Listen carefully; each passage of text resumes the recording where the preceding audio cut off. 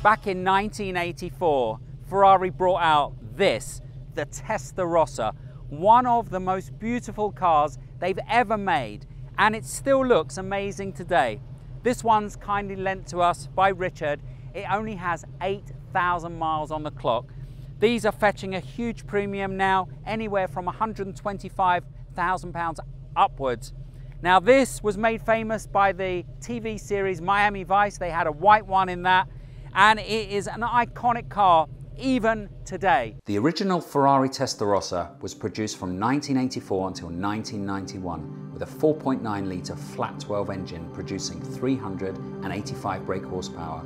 It was lighter, more powerful and more aerodynamic than the model it replaced. Those famous side strakes were actually essential to comply with regulations in several countries which banned large opening on cars. Pininfarina's styling resulted from placing radiators either side of the engine to reduce heat inside the cabin. The Testarossa was designed as a Grand Tourer with aircon as standard, and it had a decent front boot and space behind the seats for storage. They sold just over 7,000 cars before they launched the first revision in 1992 named the 512 TR. Now power had increased to 422 brake horsepower, and they are easy to spot as they have much larger alloys.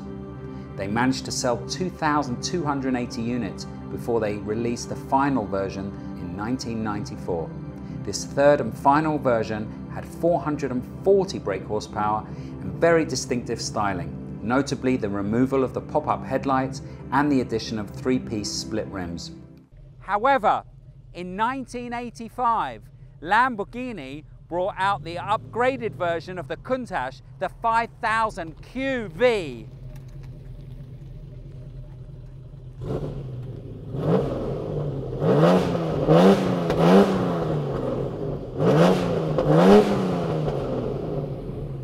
Debuted in 1971 at the Geneva Motor Show, the Gandini-designed Countach took the motoring world by storm. The car we're driving today is the LP5000 QV, which was introduced in 1985 and now had a 5.2 litre V12 engine producing 455 brake horsepower. 610 units were produced, with the carburetor version was used for Europe, whilst the US used Bosch fuel injection. The final send-off for the Countach was the 25th anniversary edition, produced in 1988 and styled by the infamous Horacio Pagani, who worked for Lamborghini prior to starting out on his own. Now, I don't know about you, but I thought that looked spectacular until this came onto frame. Look at this. This looks like an absolute spaceship, and they were the same era. So you've got the flat 12 against the V12. That's pumping out 385 brake horsepower. This now has gone up to 455 brake horsepower on the QV model. Now this is one of the most iconic supercars ever to be in existence. This was on everyone's wall. You either had that one on your wall or this one on the wall. I had this one on my wall. So we're going to take both out today. We're going to tell you which one is worse to drive, because obviously they're classic cars. The brakes probably don't work and something's going to break down along the way. So come and join us for the ride. If you live in the UK and are thinking about financing a car over £25,000, then click on the link below, go to the Magnitude Finance calculator, and you can find out in under 60 seconds how much your monthly payments will be. If you like them, apply online or chat with one of their finance experts. Welcome to the Lamborghini Countach 5000 QV. As you can hear, this is pretty loud. This has got a straight through pipe, which makes it insanely loud.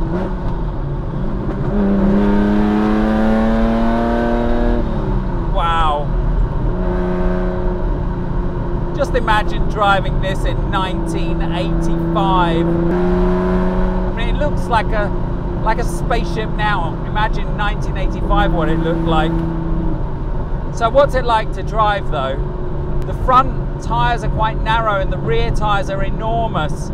So in a straight line you get a lot of traction. But going around the corners, it doesn't fill you with confidence. Visibility is horrendous. As you can probably see from the design, you've got these tiny little mirrors made out of plastic, which you really can't see anything. And out the rear view mirror, you can't see anything either. You're just consumed by that noise of that V12 5.2 litre engine.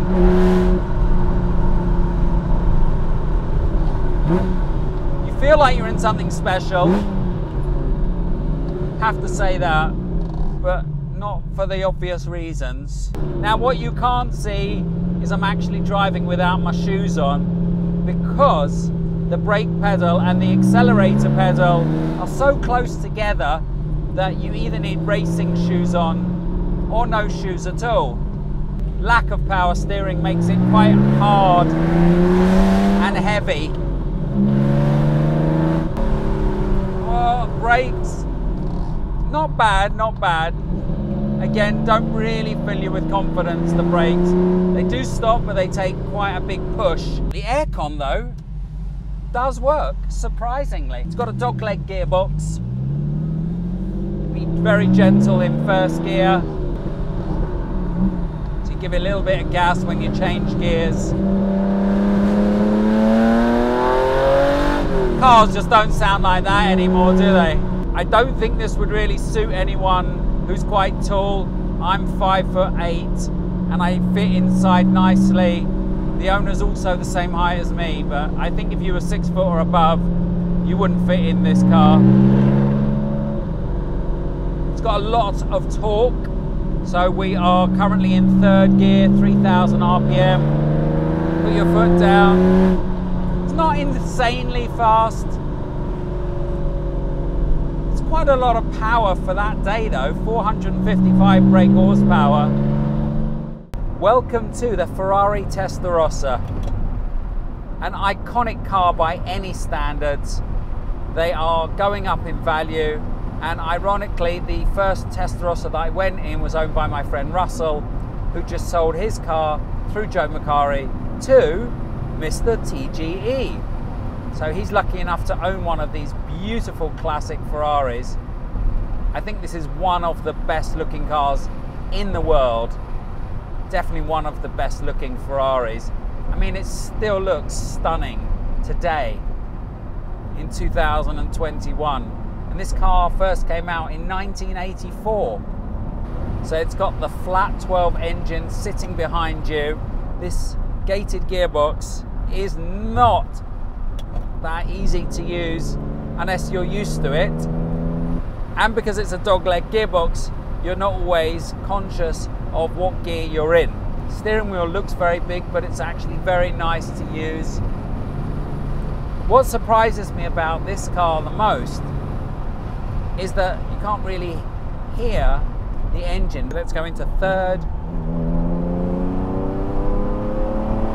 Not very loud. You have to give the throttle a little tap before you go into gear, just to help it go into this gated gearbox. So 1, 2, 3, 4, fourth into third, tap the throttle. It's a very, very smooth car to drive. It's very easy to drive. You do have to remember that the back is slightly wider than the front, and it's quite a wide car. We'll put the measurements on the screen now. But it's very easy to drive. It's very comfortable, very, very good visibility. You can see straight out the back. There's nothing impeding your vision. It's a very, very good cockpit for visibility. Reminds me of my old NSX. You can see everything. It's really, really good. In these classic cars, I tend not to really accelerate hard in first gear, just because the engines are fairly fragile, and this car's only done 8,000 miles. The Ferrari Testarossa and the Lamborghini Countach. First, a big thank you to the owners, Rob and Richard, for allowing me to drive these cars. This one only has 8,000 miles on it, and this one is insured for £400,000. So thanks to them for giving me the opportunity to drive two of the sexiest cars on the planet. Now, I don't think there's any debate at all that they both look sexy. Some people love Ferrari, some Lamborghini, some people collect both. Let's go on to the engine. Now this has a straight through pipe. It's a lot louder and a lot more intoxicating, and exactly what you would expect a Lamborghini Countach to sound like. The flat 12 in the Testarossa is not that loud. Now I know that as cars get older and run in more and they do more miles, they can get louder. This one maybe is a bit quiet because it's only done 8,000 miles and it doesn't have an aftermarket exhaust on. But I put the windows down and you can't really hear the exhaust, so much quieter.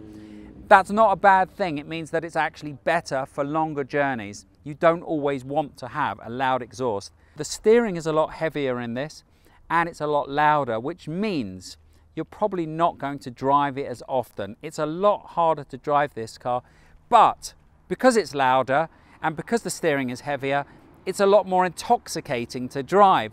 When you're driving this car, it's a lot more comfortable, a lot more relaxed, and you feel like you could drive continents in this car. You definitely couldn't drive continents in this car, but it's a lot more intoxicating. In terms of the looks, I think it's very subjective. I love both of them. I absolutely love both of them. However, this one does have the feel of a kit car inside and outside. If you look at all the finishing touches, it feels like a kit car. This feels a lot better built, despite the fact that they're both from the same era, 1988, 1986. Final thoughts. I think they're both beautiful. I think they are iconic in different ways. I think this is a car that if you bought it, you would use it a lot more than this one. But I don't think you would get out of the Ferrari with the same kind of feeling as this, as if you'd gone to the gym.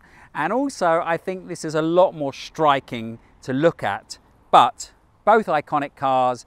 I can't see why either of them would be disappointing if you bought them.